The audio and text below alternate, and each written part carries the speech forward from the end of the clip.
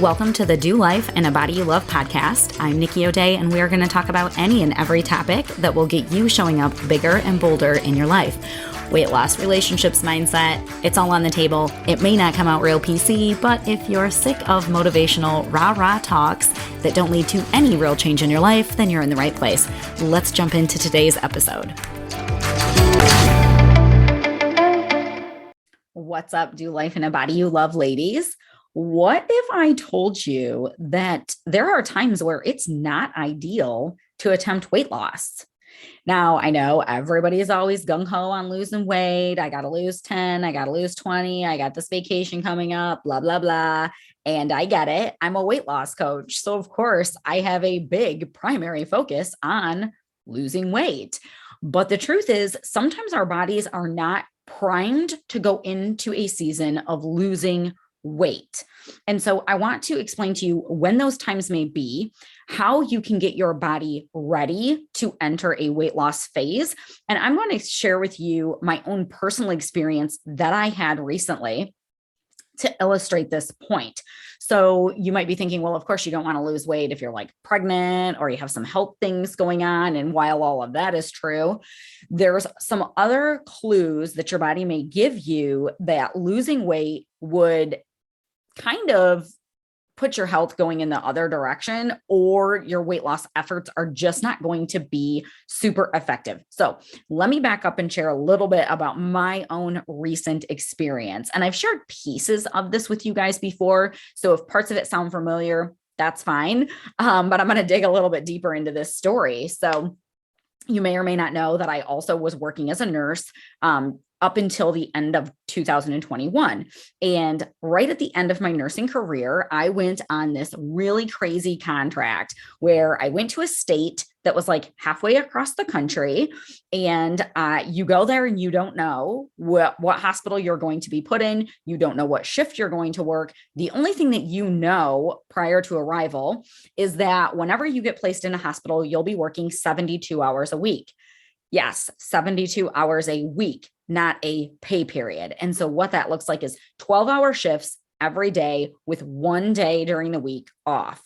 They house you in a hotel and they bus you back and forth from the hotel to the hospital. You do not have a kitchen. You have to order all of your food from restaurants and just have it delivered. It's a very wild experience. It was super fun. I don't regret it. It was a very wild way to end my nursing career. And I just love doing crazy things. So prior to me going to do this contract, I was probably in the best shape I've ever been in. My body felt great. And I knew fully well going into this that I was going to put weight on. I called it. I said it to my husband and I was okay with it. I had made peace with it because there was no way that I wouldn't gain weight there. Number one, I'm not going to have time to work out, and working out wouldn't even be a smart prioritization when I'm working that often. Rest is more important, right? Because you just don't want your body to break down. Number two, I don't have access to much healthy food. I'm pretty much eating only out of restaurants. So even my best choices weren't going to be up to my current standards. Number three, my body is extremely sensitive to two non-diet factors, and that is sleep and stress. So when my circadian rhythm gets off, my internal clocks, I'm a mess. And I knew there was a good chance I'd be working night shift. And as it turns out, I did work night shift, and that wrecks me every time, even under normal working conditions, which this was not. And then stress. I have a huge cortisol stress response. I put a lot of fat into my abdomen when I am stressed out. Luckily for me, I usually handle stress quite well, but this was nuts, you guys. I'm going to get way more personal here than I normally do, but I had never been away from my husband or my kids for more than like a handful of days at a time. I went there thinking I would take this contract for 4 weeks, and I ended up staying close to 5. So I'm halfway across the country from far, far away from all of these humans that I do life with every day. And I am worried constantly because I'm the mama bear of the house, right? So I'm like, are they all getting up and going to work on time? Oh, are they keeping up on the house? Are they taking care of the dog? Are they all getting along? Like just all of these things that I would think constantly. My mind was racing nonstop about what was going on at home. Plus I'm in a new hospital. It was a level 1 trauma center. It was awesome, but very high energy and very high pace with a dinosaur charting system that I'm trying to learn that. So lots of new, right? And at the same time, my sleep schedule has just been flopped on its head. I now went from working out all the time to working out never, and eating very clean to eating total trash. It was literally impossible that I would not gain weight. Totally made peace with that. And I had expressed this to you guys before. Here's the plot twist for me. I was coming home with the intention that I was going to give myself 2 to 3 weeks of downtime before I went heavily at losing the weight that I gained. I figured I'd put on about 5 pounds. I put on 10, which for my short frame, I'm only 5 foot tall, you guys. So that's a lot for me. So I put on 10 pounds.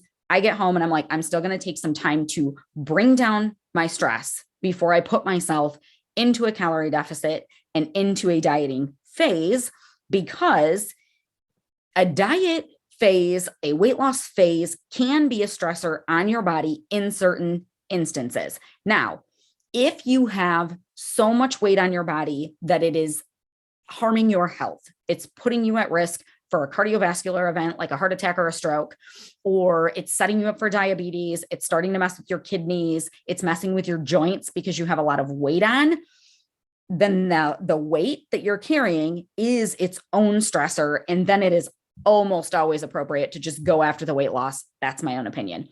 But if we're talking about just taking your body back down to a state where you're comfortable and happy in your clothes, well, then that leaning out process is its own stressor to your mind and a little bit to your body. And so it may not be appropriate to jump into that. So I knew I needed to get my stress under control after getting home and get my sleep schedule buttoned back up. And then I was going to go after it.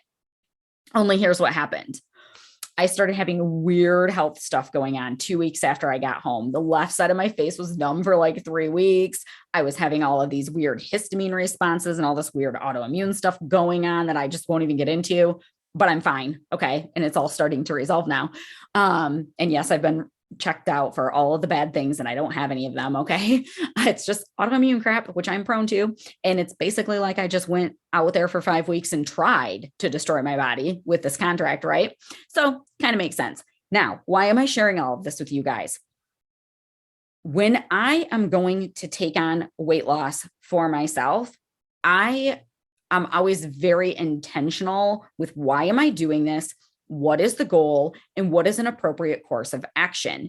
Had I decided, well, I'm very uncomfortable being 10 pounds heavier than where I like to be, so I just need to get after this weight loss. If that would have been my focus instead of on healing my body, the weight wouldn't have came off like I want it to. So there's that. It just would have been like way more effort than what it was worth. And it would have further stressed my body, which my body was already, let's be clear, falling apart. My version of my body falling apart, that is. And so I share this to say, make your health journey and your weight loss journey, make it truly about your health. And try your best. I know it's super hard, but try your best not to get hung up on the looks of it all. Now, there is nothing wrong with you wanting to lose weight and look better. That can absolutely be a motivator. I do not think that is vanity to want to feel your best in your clothes. I do not. And I am the same way. It just wasn't my priority in that moment. And I know that some people are going to hear that and go, well, that's easier said than done. You only had 10 pounds to lose. Let me also point out that I'm a weight loss coach. So when everybody else thinks that everybody is judging the way that they look, they're usually not. Nobody's really looking at each other and how they look because we're also self-conscious of ourselves. The caveat to that is, unless you work in the fitness space, then everybody is always judging your body, right? Because this is what I do for a living. And I still was like, I don't care. Like if people notice that I've put on weight, I literally don't care. I'm working on my health. And the way that I teach weight loss, by the way, is from a health perspective. So does my method get weight off of people's body and get them back into a happy place? Absolutely. But I'm never doing that at the sake of sacrificing health. because number one, who wants to sacrifice your health? But also number two, if you're doing that, the weight won't stay off anyways, right? So sometimes your body needs to be brought back into balance before you aggressively go after your weight loss goals. So where I thought I was going to come home from this contract and give myself 2 or 3 weeks and then get after it, I am just now going into a weight loss phase, and I've been home for over 5 months. So talk about an exercise in patience, right? Now, let me say that even though I wasn't focused on losing weight, it is not that I wasn't focused on eating better, getting good sleep, managing my stress, and movement. So those are baseline activities for losing weight anyways, right? And we can all do those things no matter how stressed out we are, or no matter what our body is going through. Like, those should always be a focus. And there's almost like, I look at weight loss as like there's 2 different levels of losing weight. Okay. So if you're eating the standard American diet and you just go start to clean up your food a little bit, you're going to lose weight. That's always appropriate. I can't think of a situation where it wouldn't be appropriate to eat healthier food. But then the next leveling that is when you are already eating good and you're going to get real strict with how many calories are you taking in? What are your macros? Stuff like that. So when I say I didn't want to put myself into a weight loss phase, I meant I didn't want to go into that next level. I was still getting back to my normal eating, not perfect. I never eat perfect, you guys. Never. But I was getting back to my usual, which is predominantly eating healthy with some fun stuff in the mix and letting my body heal from that inflammation, because I clearly had a lot of inflammation going on and my body was reacting to certain foods. So I was food journaling to figure all of that out, blah, blah, blah. Not really happy with the answers that it yielded, but that's the hand that I'm dealt. So I digress. Adding in movement where it's appropriate. How much movement does your body want when you're in this like fragile state? Going to the gym 6 days a week and jumping around until you vomit is not going to give you the results that you want, and you're frying your nervous system. So I couldn't go back to doing the typical workouts that I do, because I do love aggressive workouts. Like the heavier the barbell that I can lift, the better. Like, that's how I am. Wasn't appropriate for where my body was at, right? But still focusing on sleep, still focusing on stress. And yes, that brought off some of my weight just from doing those things. But I couldn't go as hard as I normally would like to until my body was giving me the permission to do so. And how did I get that information from my body? Well, all the numbness and weird stuff that I had going on has resolved. So there's one thing. My energy levels, my mood, my being able to handle stressful situations, like things that would usually not emotionally trigger me that were, because I was so run down. I'm back to my baseline. So it's not to say that like you're all of a sudden going to become cool as a cucumber if you're normally a real revved up kind of person, but you should at least be at your own baseline, right? And so these are things that I assess with my clients constantly if we're doing some aggressive weight loss measures. All of my clients are not doing aggressive weight loss measures. Some of them are just, here, we're just cleaning up your food. We're making a couple of tweaks to like your protein and things like that to rev up your metabolism. And we're handling the stress and we're doing those things. But some people never need to go into an aggressive weight loss plan. It just depends on what your goals are. But most of us think of weight loss as it has to be this like boot camp style. I only eat meat and green vegetables and I work out 6 days a week. And it has to be like in consuming your whole life. Well, it literally never has to look like that.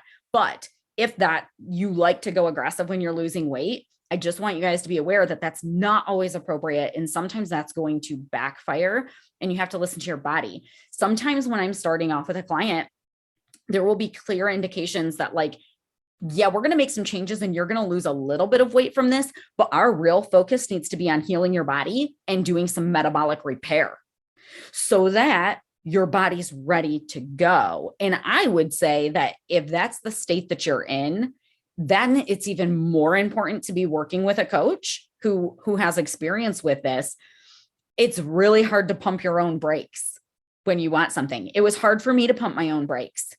And this is what I do. I eat, sleep, and breathe this stuff all the time. I've coached tons and tons of women through this process. But when it was me, it was hard to pump the brakes because it's like, well, I want to go do these things, right? But I'm telling you guys, you got to give your body what it wants, and it will thank you by taking the weight off in a more appropriate way. So if there's anything going on where your nervous system is just fried, you've been in that sympathetic overdrive that we talk about, that flight or fright, blah, blah, blah, fight or flight response for an extended period of time where you just feel revved up and like things are crazy, right? Then that's probably not the best time to go into some serious calorie restriction that's going to further stress the body. So if that's the state that you're in, focus on good nutrition, not necessarily restrictive nutrition. Focus on good nutrition. Okay. And if you don't know what that looks like, reach out and I will help you with that. Focus on getting sleep and rest and stress management practices and things like that. Usually, I would say 9 times out of 10, just from doing that without a weight loss focus, the weight will start to come off on its own. But then even if it doesn't, what's going to happen at the end of this recovery time frame, and then especially if you dial in your nutrition to the point where you are really building your metabolism back up, then when you do want to get after it a little bit more seriously, your metabolism is going to be cooperating with you. The weight's going to come off better, and it's going to stay off easier if you've went through this, what do we want to call it? Like restorative time frame before moving into fat loss. Is this making sense for you guys?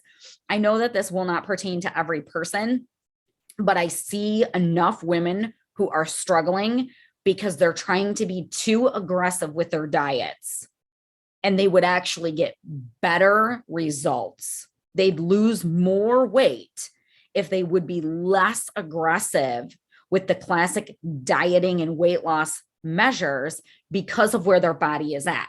Now, let's be clear. What I am not saying is that you have to have no stress in your life before you can lose weight. That will never happen. You'll be waiting forever. We all have stress. That's not going away. What would be considered excessive stress, in my opinion, is something like what I had experienced on that contract. Like that was like stress from every level. That was mental, physical, sleep, like everything. It was crazy. And so maybe like you're going to be doing something really crazy with your schedule for a couple of weeks, a few weeks. It's not your forever schedule. Well, then maybe that's not the best time for you to enter into a super strict dieting practice. I mean, they should never be super strict anyways, in my opinion, but like, you know what I mean? Don't get after it real hardcore. If there's like this situational thing going on that's going to be resolved relatively soon. If you've stepped into a new schedule, social situation, something like that, and there's no end in sight, well, then you have to just start managing that, right? I'm talking about when your body's giving you clear indications that like, whoa, something's off, right? Now, again, giving your body good tools while you're in this stress response, while your body is upset with you, giving it really good nutrition, that is key and that is imperative. That is how you rebound. So when I say I don't personally like to go after aggressive weight loss measures when these things are going on with our body, what I'm not saying is we totally ignore our health.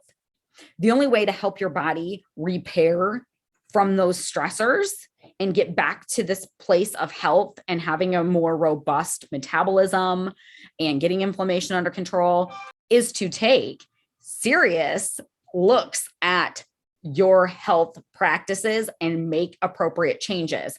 All I'm saying is you don't want to be like putting yourself into this huge, huge calorie restriction, right? So if you're super stressed out, if you can normally lose weight, let's say at 1,500 calories, and your body's not cooperating right now, and you go put yourself in some calorie deficit and you don't even have the macros plugged in right, so your body's really not getting what it wants, and you're at like 1,200 calories and you're not losing weight. Well, then what are you going to do? You're going to drop it to 800 and really starve your body? There has to be a more holistic approach to it at that point. So I hope that this makes sense. I hope this makes you take pause. If your body is not cooperating with you losing weight, or your mind is not cooperating with you, the consistency is not there, you feel exhausted with the whole process, there might be something going on that you need to take a really close look at and do appropriate repair before you go moving in to a strictly weight loss focus. So I hope that helps. I would love to hear your guys' thoughts on this. Like always, reach out to me anytime through the Simplified Fat Loss Facebook group, or shoot me a message on Facebook, shoot me an email, however you want to reach out. But I would love to hear how this sits with you. And if you have any questions, because this may be the first time you've ever been told that your body might need a little bit more recovery and metabolic repair before it moves into losing fat. So I am curious if you guys have heard this before, but I will catch y'all next week. Thanks for tuning in. It is my mission to give women back the confidence that they need to show up bigger in their lives. Right now, the world more than ever needs women who are on fire and living their purpose. If you want to join me in this mission, there's a few things you can do. 1, you can share this podcast with the women in your circle. 2, you can join me in my Facebook group, Simplified Fat Loss, or you can subscribe to my newsletter at nikkiode.com.